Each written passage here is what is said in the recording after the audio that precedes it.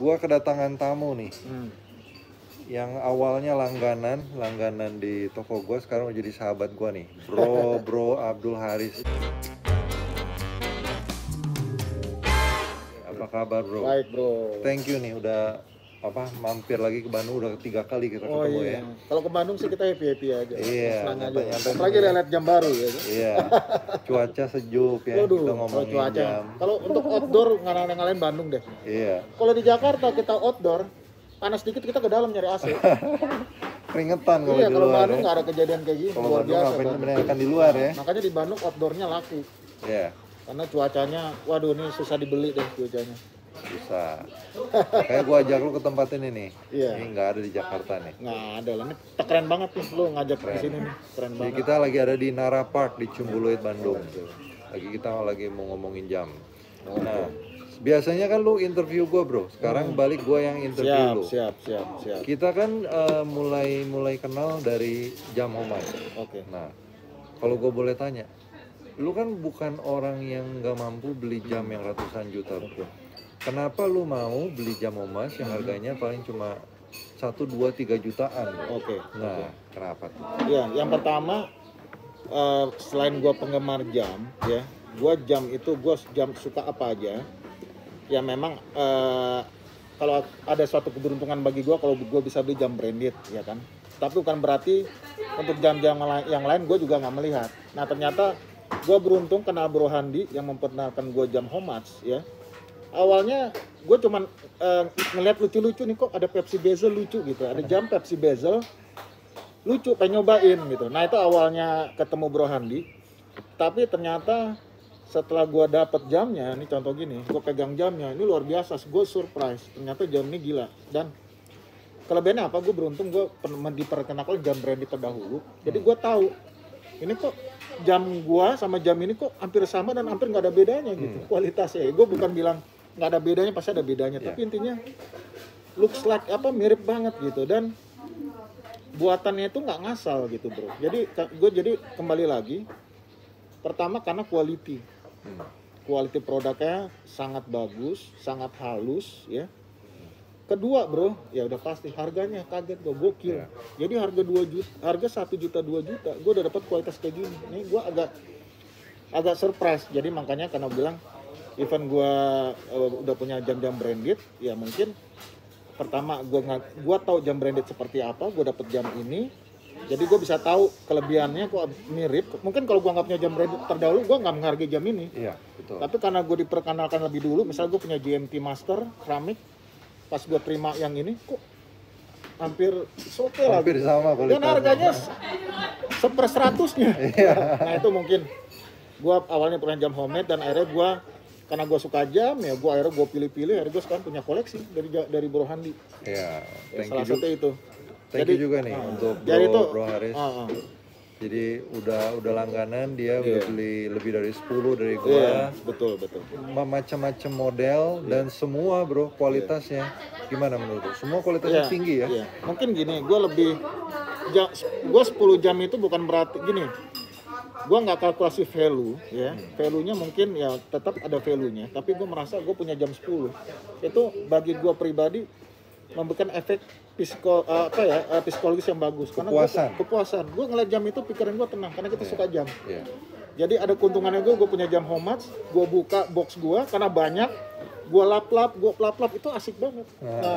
Nah ini jadi guys, ada bedanya antara watch enthusiast dengan watch collector dengan watch snob. Oh gitu. Jadi kalau kita watch enthusiast itu kita nggak lihat harga, yang penting kita suka sama jamnya, kualitasnya kita suka, desainnya kita suka, kita pakai cocok di tangan kita, kita akan mau beli jam itu. Betul. Atau seenggaknya mengagumi. Tapi kalau watch collector itu biasanya mereka koleksi untuk suatu tujuan investasi. Jadi beda, bro, antara watch collector dengan watch enthusiast. Kalau kita ini watch enthusiast. Jadi kita nggak harus jam-jam yang bisa nilai investasi doang. Betul. Terus ada satu lagi watch snob. Kalau watch snob itu jam harus mahal. Jadi snob SNOB. Jadi bagi mereka nggak akan lihat jam-jam Homats. Kenapa? Karena harganya nggak mahal. Jadi bagi mereka harga jam itu harus mahal. Kalau nggak mahal artinya jelek. Nah, kalau kita ini kita watch enthusiast. Dan kalau menurut gua untuk jam paling bagus watch enthusiast. Karena kita jadi nggak sombong lah istilahnya. Ya mungkin karena awalnya memang kita kan dari bawah ya. Ibaratnya kita nih dulu dari zaman baru punya duit segini, sanggupnya beli jam Seiko. Ya, punya duit dikit, kepengen nih jam Swiss, gue beli dulu mungkin awalnya Tissot.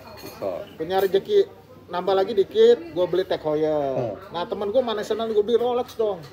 Rolex pertama gue tuh Datejust 16013, gue inget banget. Ya itu awal gue beli Rolex Datejust dan gue bangga banget. Tapi ternyata tuh belum juga, kata temen gue, lu beli yang sport dong. Tapi itu bagus, itu menambah motivasi gue. Tapi intinya gini maksud gue, kenapa gue menghargai semua jam nggak lihat dan nilainya? Karena kita mulai dari bawah, jadi kita tahu jam-jam. Kecuali kita langsung bermain di atas, mungkin kita kurang menghargai jam-jam yang harganya murah. Jadi tuh gitu. Jadi karena lu udah pernah pegang jam Swiss, branded ratusan juta, lu tahu kualitasnya tinggi. Karena sebelumnya jam fashion dulu. Sebelumnya jam fashion dulu. Belum ngerti tuh yang ada loomnya, ada apa belum ngerti. Yang penting gue fashion, bangga banget pakai jam fashion. Oke. Ya jadi guys bisa dengar sendiri. Jadi nggak malu lah kita pakai jam homage. Kalau malu itu kita pakai jam KW bro. Benar nggak bro? Menurut lu gimana bro? Ya menurut gue malu. Malu jam KW. Malu. Dan gimana ya? Mungkin ya gue nggak tahu. Mungkin hati lu nggak ada, nothing, kosong. Iya, jadi setiap kalau gua karena dulu gua juga beli jam KW bro, karena dulu nggak ada jam homage. Dulu gua beli jam KW, tapi gua tahu yang gua pakai itu nggak asli. Tiap kita lihat jam itu kita ada rasa nggak enak. Kenapa? Karena kita tahu ini tuh nggak asli. Jadi lebih enak pakai jam homage. Kalau kita suka suatu desain, cuma kita mungkin karena barang itu susah didapat, karena sekarang jam Rolex bro, kita punya uang belum tentu bisa dapat. Udah gokil harganya. Iya, harganya udah luar jam biasa. Jam Rolex itu jadi jam, sebenarnya jamnya nggak mahal tapi jadi mahal. Jadi mahal karena saking banyaknya demand seluruh dunia. Jam mahal jadi nggak mahal, jam nggak mahal jadi mahal. Ya mahal awalnya udah mahal tapi nggak mahal banget seperti sekarang. Iya, jadi contohnya Daytona, Rolex Daytona itu harga retailnya sekitar 200 juta. Tapi ya lu mau keliling dunia masuk ke authorized dealer Rolex nggak akan bisa dapat Rolex Daytona harga 200 juta. Lu bisa dapat sekarang harganya 600 juta bro. Gila, yang stainless steel, bukan kita ngomongin white gold, bukan kita ngomongin platinum. Stainless steel 1M kali ya, yang white gold. White gold 1M, platinum 2M-an. Wah, luar biasa. Jadi kita mengagumi desain itu, tapi walaupun kita punya uang kita nggak bisa dapat, ya apa salahnya kita jam homage. Ya misalnya yang desain Meteorite ada tuh di toko gua, varian baru 2022. Harga di bawah 2 juta. Lu kalau mau cari itu di Rolex harganya ini udah pasti di atas 1M. Dan itu pun belum tentu bisa dapat walaupun kita punya uang. Karena barangnya nggak ada. Jadi harga 2 juta rasa 1M. Rasa 1M, ya. Dan jangan lupa kualitas bukan kualitas 2 juta ya. Harganya 2 juta, kualitasnya di atas 10 juta. Kita bicara kaca safir, 316L stainless steel, screw down crown, screw down case back, mesinnya Seiko. Wah, kualitasnya luar biasa dengan harga di bawah 2 juta. Salah satu contohnya itu. Dan by the way, jam homemade ini gue mungkin udah lama punya gue ya. Dan itu gue lihat mesinnya nggak ada masalah tuh. Nggak ada masalah, dan akurat untuk pemakaian sehari-hari. Akurat, nggak ada masalah, nggak ada komplain, dan nggak ada masalah rantai apa, nggak ada, smooth semua. Jadi misalnya ininya longgar-longgar, smooth semua. Ini build kualitasnya cukup tinggi, guys. Jadi jangan dibilang, oh kalau barang dari China pasti kualitasnya rendah. Itu zaman dulu. Sekarang mereka udah perbaiki kualitas mereka jauh di atasnya dulu. Tapi harga masih. Harga masih. Kenapa bisa begitu? Kenapa harganya bisa murah? Karena pertama semua diproduksi di sana. Kedua, nilai tukar uang bro. Jadi nilai tukar uangnya itu memang ditekan sama pemerintah China supaya mereka ekspornya kenceng. Makanya orang ngelihat ke China semua harganya murah. Karena nilai tukar uangnya terutama itu. Karena kan banyak yang nanya sama gue, apakah pemerintah China itu sengaja subsidi industri-industri pabrik-pabrik di sana? Sebetulnya enggak secara langsung, tapi mereka subsidinya lewat nilai tukar uang. Jadi mereka ekspornya kenceng banget karena barang mereka dilihat dari orang luar murah, bro.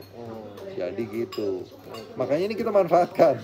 Selama masih nilai tukarnya seperti itu, kita bisa beli harga yang luar biasa murah, kualitas luar biasa tinggi. Pas lagi kondisi kayak gini ya. Iya. Kalau enggak mungkin harganya udah bisa up juga ya. Iya. Nggak dapat juga segitu ya. Iya. Kalau nilai tukarnya wajar gitu, nilai tukar mata uang renminbinya wajar, harganya nggak akan bisa dapat segini. Gitu. Wah. Ini gue sama Bro Haris ini kita udah jadi sahabat nih, udah bukan urusan bisnis doang sekarang. Kita udah kalau orang bilang udah ekspansi kerjasama. Udah. Nanti kalau gua ke daerah Tangerang, BSD, gua pasti mampir. Harus dong. Iya. Kita gantian ya. Jangan di Bandung terus ya. Iya. Makanya kita tunggu nih Bro Handi. Thank you Bro Haris. Siap. Guys, sementara itu dulu singkat aja kita wawancara Bro Haris, nanti mungkin ada sesi kedua. Mungkin gua tambahin kebetulan di channel Bro Handi. Jadi intinya gua tambahin ke lo jangan ragu-ragu, ini bukan gua di endorse ya, ini gua sendiri. Gua beli juga nggak pernah di endorse. Pokoknya Bro Handi tahu banget selera lo. Jadi pilihan jam-jam dia tuh udah selected item dah. Selected item yang udah diseleksi lah. Jadi kalau lu bilang dulu sebetulnya gua tuh bukan toko tapi butik, bro. Lu dulu pernah bilang gitu. Butik karena gua sendiri yang pilih barang apa yang ada di butik gua. Dan gua bukan ngambil semua jenis model jam. Jadi di butik gua itu cuma ada sekitar 40-50 model. Dan itu semuanya yang gua suka. Yang menurut gua punya nilai yang jauh di atas harganya. Jadi itu udah selected items. Thank you nih, Bro Haris. Thank you, sama-sama. Sampai ketemu lagi, bro. Sukses, bro. Ya.